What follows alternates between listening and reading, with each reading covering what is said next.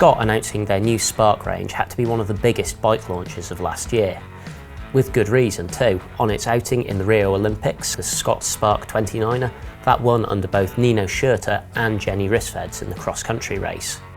The Scott Spark range is about much more than just straight up cross-country race bikes. While you do have both the 29 and the 650B Spark, which has 120mm of travel at either end, as well as the much more race-focused RC bikes which have 100mm of travel at either end, and you've also got a Plus bike, and that's the bike that I think is arguably the most interesting one in the range. The Tuned, that has 130mm up front paired to 120 out the back. It's definitely much more of an all-round trail machine. When I first rode it on the launch, I was actually blown away by it. The traction that you can get with those fat tyres over cross-camber routes, that was absolutely mind-blowing.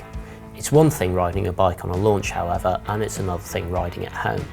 That's why, as soon as I could, I got myself the tip-top end Spark 700 Plus Tuned to have a go on for a proper ride. Those of you with weak hearts and light wallets can look away now, because this bike costs a staggering £6,499 and an equally large number of dollars.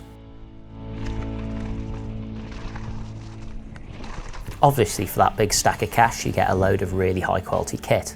There's a new 12-speed SRAM Eagle XX1 drivetrain, Foxbride's shiny Kashima coated fork and rear shock, and the rest of the kit is from the very tip-top drawer of Scott's own brand parts department, Syncross.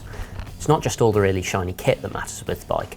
This is the only one in the Spark Plus range that comes with a full carbon fibre frame, and that's where a lot of Scott's work and trickery has gone on. The way the frame is constructed is a little work of art. For example, they've done some very clever things, such as sandwiching the rear derailleur hanger with 2 sheets of carbon, so it actually forms part of the dropout. That means that when you actually screw up the axle, it threads into the carbon. It just meant they could eliminate a few grams there. In other parts of the bike, they've been equally clever. Instead of mounting the shock to the top tube on the old bike, it's now mounted to the bottom bracket. The reason for this is that it allowed them to create a whole new, much more progressive kinematic for the shock than the old bike.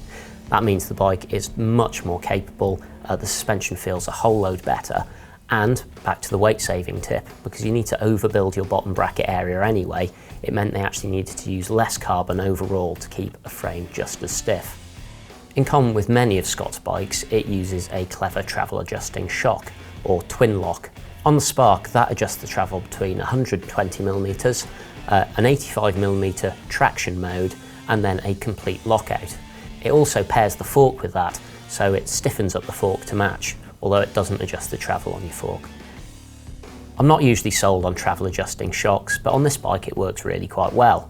You can set it up so it's nice and plush. Again, the shock being progressive means that it takes care of the big hits.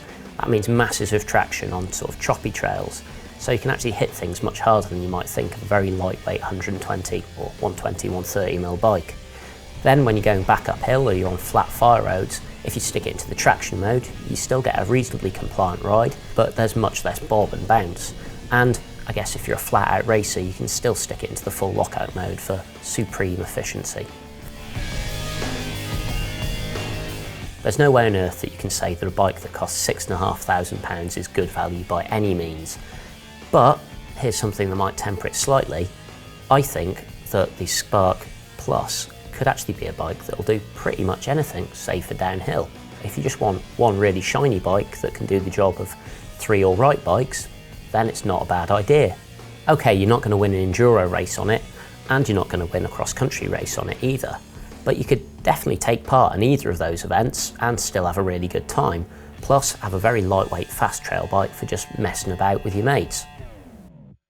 I've got to say, I think the Spark Plus is one of the most fun bikes that I've ridden for a very long time. It's super light, it's super capable, but it's not entirely without flaws. First up, once you're running a dropper post and that 3-position shock adjuster, if you happen to run a front mech as well, that's an incredibly busy cockpit. The second is that while the geometry is definitely more progressive than Scott Sparks of old, it's still not hugely long. I think we're talking about 607mm top tube for a size medium, and that's with a pretty kickback seat tube. The geometry is not actually that aggy either. It's a pretty good all-round thing, but I guess for someone my height, I'm about 5'8", I'd probably prefer to ride the large than say a medium. That's very much down to personal preference. The third and final thing is that I don't quite think that Plus tyres are for everyone.